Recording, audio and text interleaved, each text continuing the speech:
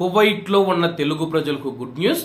పవిత్ర రంజాన్ మాసం సందర్భంగా యూసఫ్ కార్గో వారు కువైట్ నుంచి ఇండియాకు సామాన్లు పంపించే వారికి అద్భుతమైన ఆఫర్లు ఇస్తూ ఉన్నారు.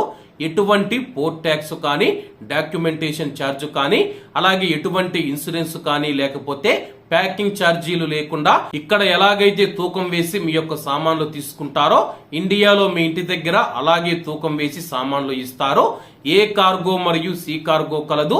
మాలియా మరియు కైతాన్ ప్రాంతాలలో యూసఫ్ కార్గో ఉంది. ఇంకెందుకు ఆలస్యం, స్క్రీన్ మీద కనపడే నెంబర్లకు వెంటనే సంప్రదించండి. నమస్తే అన్న, అందరికీ నమస్కారం. కువైట్ లో మార్చి 8 రేపు శనివారం నుంచి కొత్త సీజన్ ప్రారంభం కానున్నట్లు కువైట్ ఆల్ ఉజైరీ సైంటిఫిక్ సెంటర్ ప్రకటించింది. అలాగే కొత్త సీజన్ ప్రారంభం కువైట్ లో చలికాలం ముగుస్తుందని చెప్పేసి, ఉష్ణోగ్రతలు క్రమంగా పెరుగుతాయని చెప్పేసి, అలాగే వేసవి కాలానికి ఇది ఒక సూచిక అని చెప్పేసి, ఈ యొక్క సీజన్ ఒక కొత్త సూచిక అని చెప్పేసి ఆల్ ఉజైరీ సైంటిఫిక్ సెంటర్ తెలిపింది. ఈ మార్పు హమీం సీజన్ ప్రారంభాన్ని సూచిస్తుందని చెప్పేసి, ఇది స్కార్పియన్ సీజన్ తర్వాత ధీరాన్ సీజన్ కు ముందు వచ్చే ఏప్రిల్ 2 వరకు ఉంటుందని చెప్పేసి ఆల్ ఉజైరీ సైంటిఫిక్ సెంటర్ పేర్కొంది.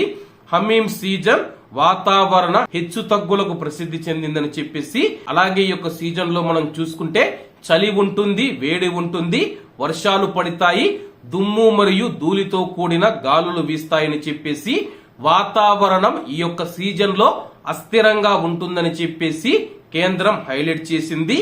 ఈ కాలంలో కువైట్ లో చెల్లాచెదురుగా వర్షాలు కురుస్తాయని చెప్పేసి, అప్పుడప్పుడు దుమ్ము తుఫానులు మరియు ఉష్ణోగ్రతలు క్రమక్రమంగా పెరుగుతాయని చెప్పేసి, అలాగే కువైట్ లో తరచుగా మనం చూసుకుంటే ఉరుములు మరియు మెరుపులతో కూడిన వర్షాలు కూడా ఈ సీజన్ లో పడే అవకాశం ఉందని చెప్పేసి వాతావరణ శాస్త్రవేత్తలు కూడా తెలుపుతూ ఉన్నారు. ముఖ్యంగా మనం చూసుకుంటే ఈ యొక్క సీజన్ లో పగలు మరియు రాత్రిళ్లు సమానంగా ఉండే అవకాశం ఉంది. మార్చి 20 కానీ 21వ తేదీ కానీ పగలు రాత్రి సమానంగా ఉంటాయని చెప్పేసి, ఈ సీజన్ కువైట్ దేశంలో వాతావరణ మార్పులకు సంబంధించి కీలకమైన సీజన్ అని చెప్పేసి, ఈ సీజన్ మార్చి 8వ తేదీ నుంచి ప్రారంభమయ్యి ఏప్రిల్ 2 వరకు కొనసాగుతూ ఉంది.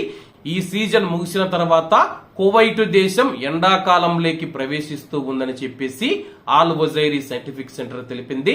మరి యొక్క అస్థిరమైన వాతావరణ పరిస్థితులు ఉన్న సీజన్ లో కువైట్ దేశంలో ఉన్న ప్రజలకు అలవాటే కాబట్టి ఎటువంటి ఇబ్బంది ఉండదని చెప్పేసి వాతావరణ శాస్త్రవేత్తలు తెలుపుతూ ఉన్నారు.